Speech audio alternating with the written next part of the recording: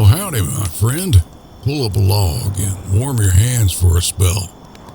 You know, nights like this always get me thinking about how big God's love really is. I mean, if you and I were in His boots, looking down at this old world with all of its noise and pride and hurt, would we still love it the same way He does? You ever think about that? If we were the ones in charge, well, seeing how often people turn away and how quick we are to forget Him, I reckon most of us would have given up a long time ago. But not God. You see, His kind of love isn't like ours. It doesn't stop at disappointment or pull away when we mess up. When the world rebelled, God could have wiped the slate clean. Instead, He reached out through His Son. Jesus didn't come swinging a hammer of judgment. He came carrying a cross. That's the kind of love that stops you cold. A love that looks right at all the ugly and still says, you know what? You're worth saving. Now that's grace, plain and simple.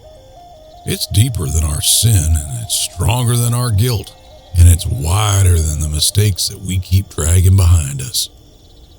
So, tonight, as that fire there crackles and the stars hang quiet above, maybe it's time to stop wondering if God still loves you and just rest in the truth that He always has. Here's a prayer for you. Father, thank You for loving us in ways we don't deserve and can't quite understand.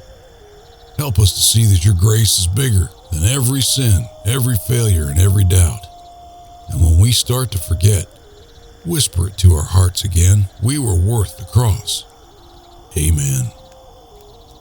Our reading tonight comes to us from Romans 5. It says, "But God demonstrates His own love towards us, in that while we were still sinners, Christ died for us."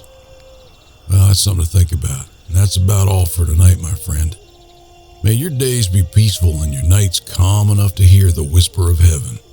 And you know you're always welcome here by the fire. I'll see you next time. And until then, peace be with you, my friend.